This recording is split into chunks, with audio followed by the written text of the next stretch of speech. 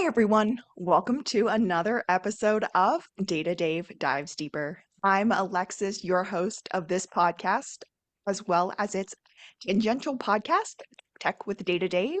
I'm here today with Data Dave, as well as a new friend, and I'm excited to talk about something kind of new today. So, hey, Dave, how are you doing today? I'm very well, Alexis. How are you? Did you have a good, I hope you had a good holiday. I did. I had a great holiday. I got a lot of relaxation in. I got a lot of napping in. I probably ate too much food, if I'm being honest. Got to hang out with some dogs. I really enjoy that. Probably see my dog in the background right there. So it was a good holiday, but I'm excited to get this recording in. Today is my first time meeting our guest Matt today. So uh really pumped to hear what we have to talk about. Excellent. No, this was going to be an interesting session actually, because we have with us today Matt Martensen, who I met a little while ago and was introduced by another friend of ours, the Datanista Share. And so, introducing Matt. Matt is the founder of the user cooperative, which is an interesting concept that I'm not actually going to introduce. I'm going to turn this over to Matt to introduce us to it, and then we'll discuss it and talk about it from there. All right, that sounds good. Well, Alexis, thank you. Dave, thank you for having me on the podcast. My name is Matt Martensen. I'm the founder of User Cooperative. And just to explain what it is, basically, it's a user-owned web browser startup that's uniquely structured as a consumer cooperative. And the whole point of what we're doing is to put tech power and profits into the people's hands. Okay, I'm stopping you right away. Web browser, as in like I use like Microsoft Edge or Google Chrome. Is that what you mean? Exactly. Okay, Yes. wonderful. And so just kind of think of this as if a user-owned version of Chrome Okay. that we're building. So, so I'm going to drill in a little deeper. Why? Why do I, as a user, want to own my own copy of Chrome or Well, use one the that is cooperatively owned or publicly owned? What's the right term? What's the right term that I I should would be say using? I like publicly owned is fine, owned by the people. So we call ourselves the people's tech startup. And the whole point of what we're doing is that I have kind of identified through the course of my experience working in finance and in Silicon Valley, um, that the data that we transmit with virtually every click we make on internet technology services is in fact capital. That represents the capital foundation for all the tech companies that we use. And in this market system that we've subscribed to for a couple hundred years now, if you capitalize a business, you get to own it in exchange for doing so. And so this kind of user-owned model for a web browser, and if you think a little bit further down the road, for other technology services that we use every day, seems to be in effect marking to market our use with respect to these tech companies. So, in my opinion, as a kind of an ex-corporate finance guy, shareholders in big technology companies have no market basis to own and control the tech companies that we use. We as consumers do. So I don't know. Alexis is waiting to jump in as well. So let me ask another couple of questions on that, which is, so we're going a step beyond open source, right, and publicly owned source code. We're saying it's not only the source that is publicly available, publicly owned, but the usage as well that is owned by the user. Yeah, I would say that open source and this kind of people owned platform are kind of, they can exist together. Open source kind of refers to the software products themselves. For Right. example, the browser that we're going to be building is a Chromium browser, which is open source. It's owned by Google, but maybe reasonable minds can differ as to whether that's truly open source if it's controlled by Google. But nonetheless, it is open source. But the ultimate ownership of user cooperative is in the people's hands as members. Okay, yeah, I do have to stop again. So my reference for a cooperative, a co-op, is like farmers market. A whole bunch of people Yes. come to a farmer's market. They all kind of rent the space together and they sell their cucumbers and their tomatoes and their smoothies and their homemade donuts. I like food, if you didn't catch that from my intro earlier. Um, so you're doing a web browser co-op, and so a whole bunch of people are coming together to own an open source browser. My, is this correct? Am I making a Well, correct analogy? I would just say that it's people are coming together to own a browser that has some portion of its code that's open source. So just think of it as people coming together to start a web browser business, and it's ultimately a Chrome-like web browser. We're not doing anything to alter what it means, the forms and functionality of the browser that you have become accustomed to and perhaps love. We're just simply changing the ownership and control structure of the technology products that you use. Your basis is that the ownership is as much the usage pattern as it is the browser itself, right? Because the idea is more my clickstream is what belongs to me, not the code base of the browser. And it's my clickstream and the data associated with my clickstream that actually has value, which is why people like Google and Microsoft and others create these browsers, because more often than not, they're monetizing the data that they get from the browser. It's more than they are the browser code itself. And so your Yes. community, if I understand it correctly, is very broad in that you don't have a limit on the amount of owners that are they're not buying into this browser so much as by using it, they're becoming part of the ownership community. Have I got that correct? You have that exactly right. And then is the big picture that the what we're clicking, what is currently being monetized by Big Brother out there won't be monetized? Well, if I get this correctly, Alexis, what Matt is saying is that it will be monetized by you as part of the collective. So we're moving the data ownership out from being collected by Big Brother to being democratized back to you as the user, and you own your own data stream. Have I got that right, Matt? That's right. It's just simply a user-owned tech company that starts with a web browser like Chrome. And the basis of ownership, just with a regular cooperative, Alexis, you mentioned just like a grocery co-op. And I like to use REI as an example. I don't know if you're familiar with REI, but Enough, that's yeah. a big cooperative, the biggest one in the United States. And actually the example that the kind of the inspiration for me and how I structured user cooperative. But a cooperative is basically just it is a consumer cooperative like REI or any of these grocery co-ops that you're talking about is simply a customer-owned business. And the way that this customer-owned business distributes its profits and control is on the basis of the purchases these customers have with the business. So just at the end of the year, co-op makes a profit, and then it distributes all that profit back to its customers in proportion to their purchases with the co-op. And so what we're doing is we're altering that a little bit.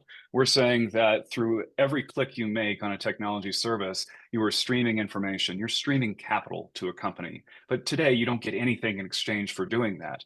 All the shareholders of these companies are benefiting from all the economic, they are almost exclusively benefiting from the economics of your data, from your clickstream, from your attention, the data that you're conveying, the content that you're creating on these platforms. You don't get to retain you don't get any of the economic benefits with in exchange for doing that. And what I'm saying is that that's wrong. In our market system, you capitalize businesses, you get to own them. Therefore, let's do a cooperative. Let's structure a tech company that's user owned, that apportions all of its profits and control back to its users just to stay within our market system. So that's kind of that's the justification uh, for that. And you kind of look at these tech companies. We're not talking about, this is not something where it's like, oh, we want to build a little co-op because we want to just like make a little margin on the side because this is going to be something, we might make a dime or two over the course of 20 years of using this. No, in the tech industry, we're talking about trillions and trillions of value that's being generated from our attention, data, and the content we create on these services. And if you look a little bit further down the path here. We have generative AI that is also benefiting from all the content that we're putting on the internet. All these companies are deriving the lion's share, I would say substantially all their value from us, consumers. And it's time No, for us to start capitalizing on these kinds of things, attention, data, and content.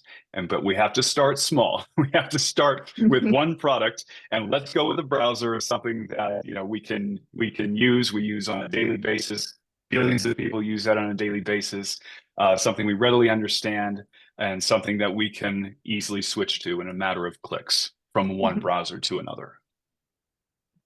No, I think that's absolutely fascinating, because I think this is a potentially huge change that could happen in the tech industry. I mean, we saw a massive movement around open source. I alluded to that before, from perpetual licensing to open source to the distribution of the invention of Linux and various other things that essentially eliminated a lot of the profit and made it difficult for the likes of IBM, Microsoft, and others along the way. Now they've worked out how to work within that construct as well, with IBM purchasing Red Hat and whatever else.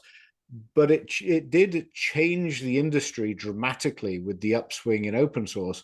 And this could potentially, in my mind, be another sort of massive change, massive revolution, potentially, because what we're saying is that the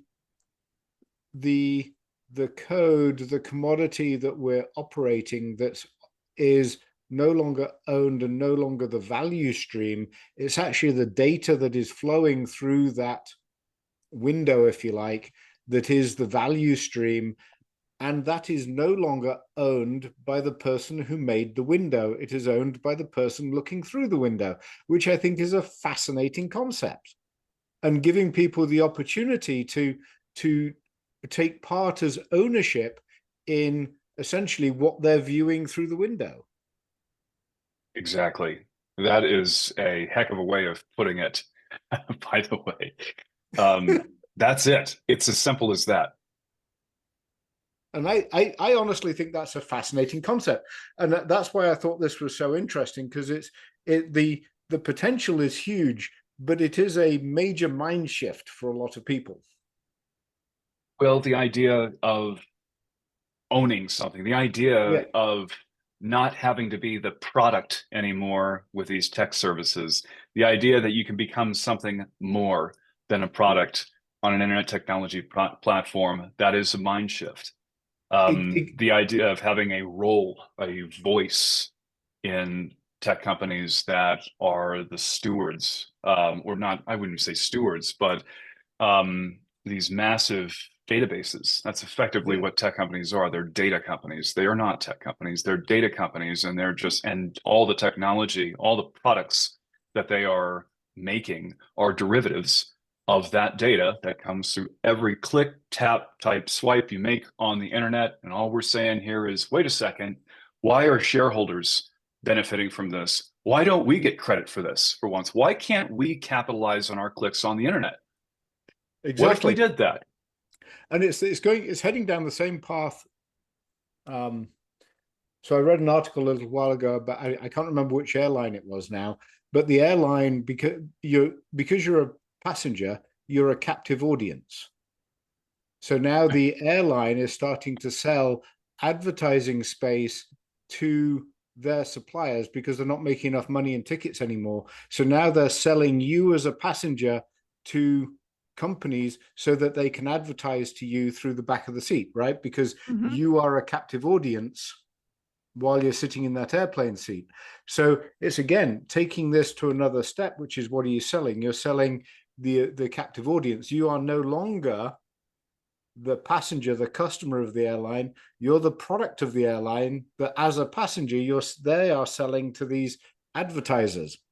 And this is going as, whether we're comfortable with that or not, this is the world we're living in. This is the world we're moving in. So as we explore this, suddenly as a passenger, as a person using the internet, I become a product in my own space, because the website is what I'm using. So I am the product as the audience of this website. They want to talk to me. They want to do whatever.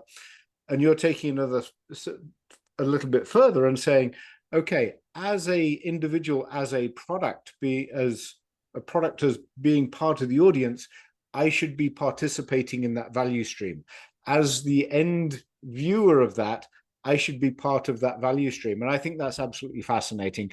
And I think it's a really interesting direction to go in.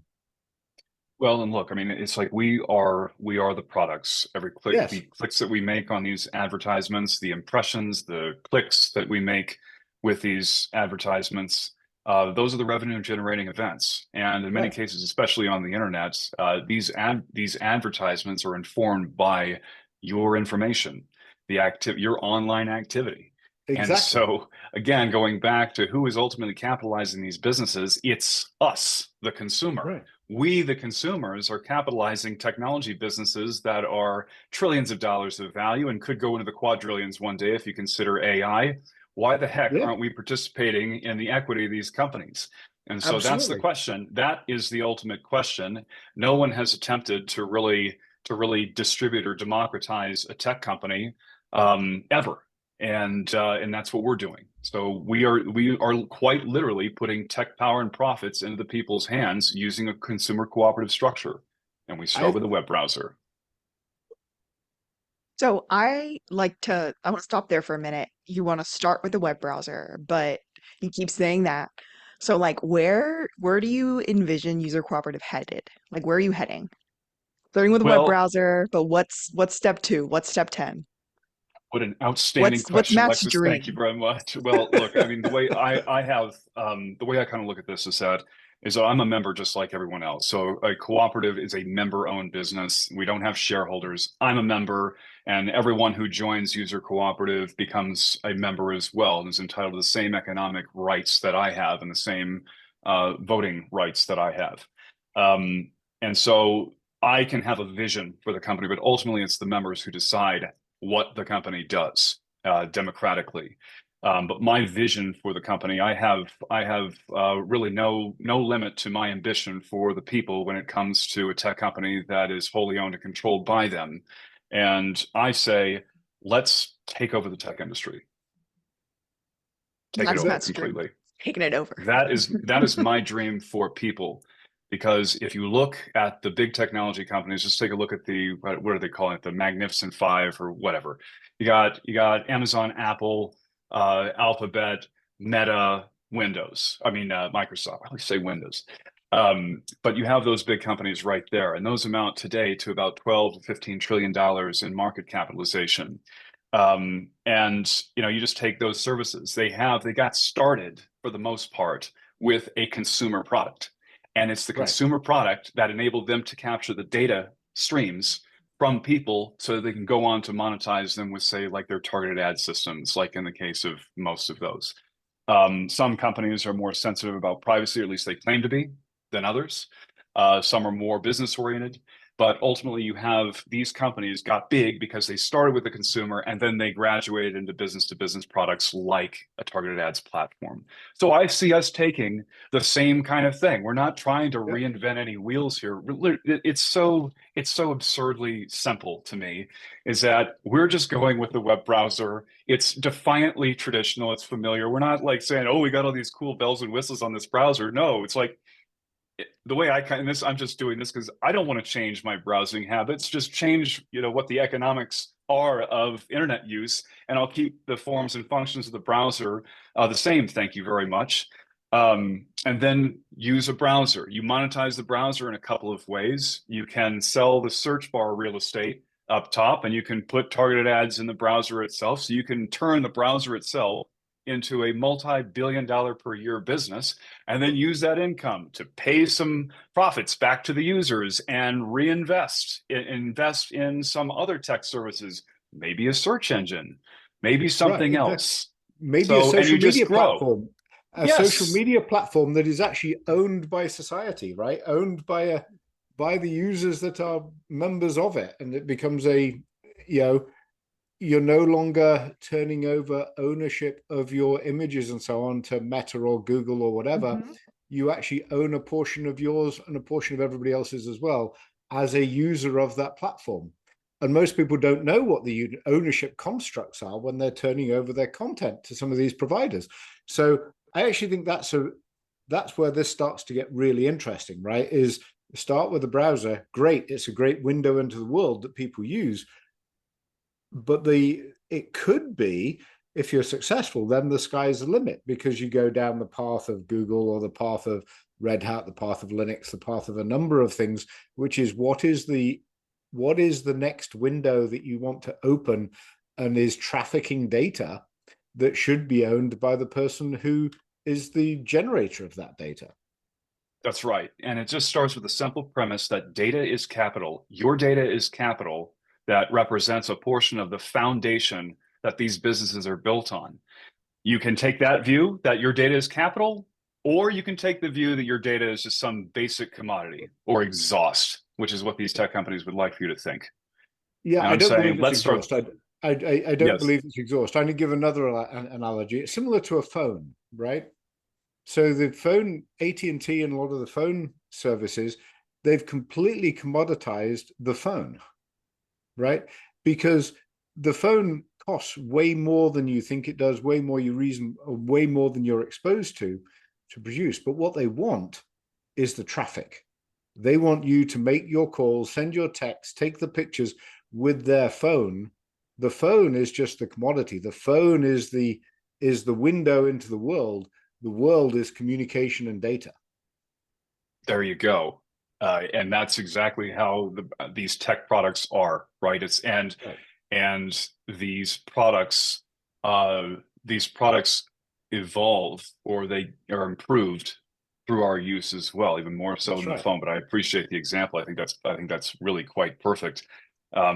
But so that's what we're dealing with here. All the products that we're using today, the search engines, the social medias, all the other stuff, it's all informed, like they're useful to us because of our use of them. All of the information, all the preferences that we're communicating through our use of these products are being reintegrated into the products through new features and new products themselves. It's like we are capitalizing these businesses. There is That's no right. reason. It is no reason we shouldn't start getting our cut and taking our stake in this tech industry. And just to go back to one other comment here, it's just when we talk about Alexis going back to what's the vision here. Really, I don't bill User Cooperative as a web browser company. We are a tech company, a general tech company that starts with a browser, because I don't want to give off the impression, when you're trying to tell a story of ownership to a consumer, we're talking about upside. We have to sell the dream. We have to say, no, we're not going to resign ourselves to being just one little product. And, we'll make, $5 a year, for decades to come. That's not compelling. It's like, what's the sea change that's Right. happening? What is that revolution Right. what are we trying to do that benefits people? And that is to not be, and we don't want to be coy or modest about it. We need to tell a spectacular equity story, because that's the story we're telling. You talk to a But venture capitalist when you're trying to raise money from someone, when you're trying to build a business, you get people on board because you say the upside is enormous. We have to do the same with consumers, which is why no, web browser, cool, we're going to start there, but our ambitions are, say they're pretty big, yeah, and That's but exactly they're why I ultimately the asked the members. question. Yeah, Yeah. that was exactly what I was thinking. I was like, first of all, I think a web browser is really cool. Like all other things aside, first of all, I just think that's cool. But like I knew there had to be more to that. Like, right? I knew you were headed somewhere else. And so I was like, I want to hear it. I want to know but what the big picture is here. And it's so it's super cool hearing you say, like, I want to take down the giants. I want to give it a try. Like, what's the it's worst that can happen? And you do right. take down the giant? Well, great. Right. if Good. What's the Why worst? not try? Yeah, I exactly. mean, Well, you could that's what get you you can did. get killed taking down giants, but what's really what I personally really love about this is that doing something that we're we're doing it's people. The success of User Cooperative is predicated on people coming together saying, no, my data's capital. No, I don't want to be the product. No, I'd like to have a vote and how my privacy is determined. No, I really Right. don't feel like accepting arbitrary changes to terms and conditions. All the things that this is, and I don't want to make this seem like it's some kind of panacea, but it kind of is. I mean, I think that a user cooperative happens to solve a lot of the problems that we've identified with the internet. Yeah. Um, and and uh, and yeah, it's tech power and profits to the people. Yeah. Full stop. Exactly. It starts to bring the user back into it, and it starts to have significant changes when you put it that way, and you start to say how much value, if value is based in knowledge, how much knowledge is transferred through a web browser every single day from just me learning, looking up something and reading it. That's knowledge transfer. There's value in knowledge transfer, right? That's what makes the world go round more than anything else, right? There's that knowledge, that understanding, that transfer of information from one person to another.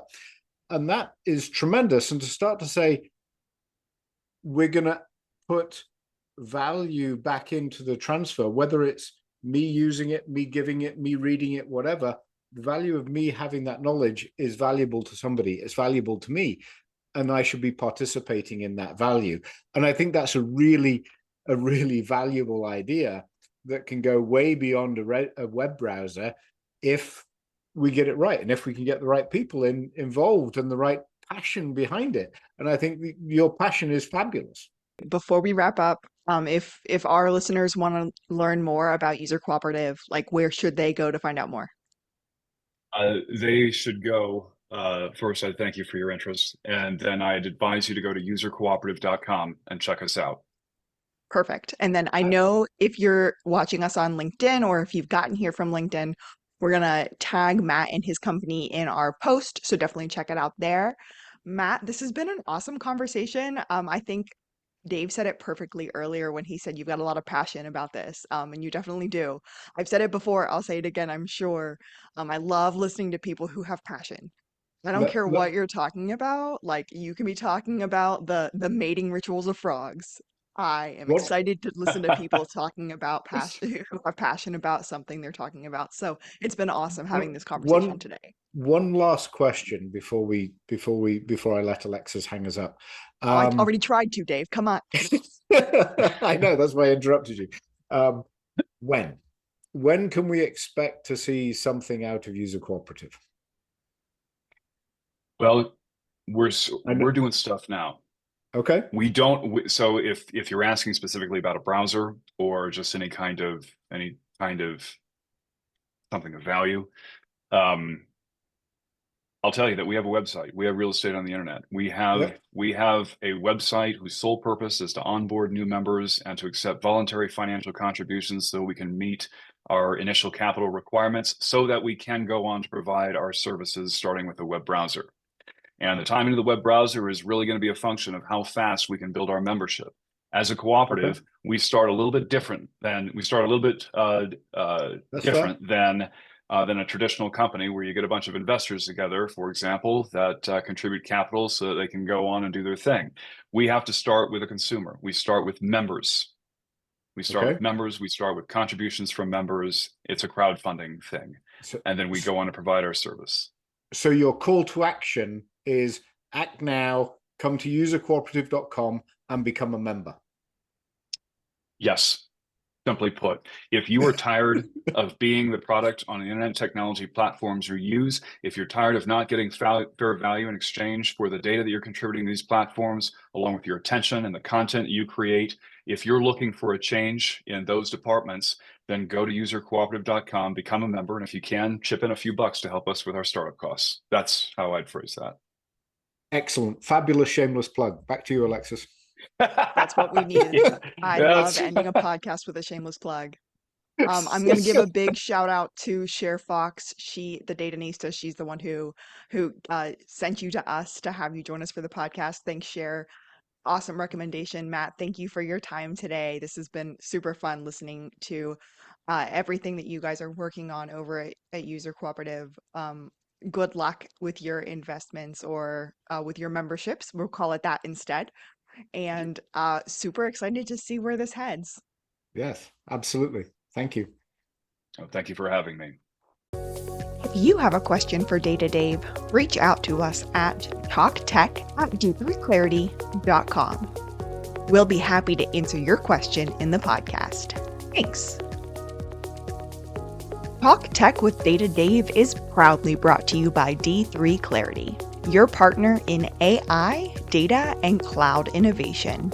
At D3 Clarity, we offer industry-leading solutions designed to transform your business and drive lasting success. From tailored consulting services to cutting-edge technology strategies, we're here to take your operations to the next level. Ready to unlock your tech potential? Learn more at d3clarity.com.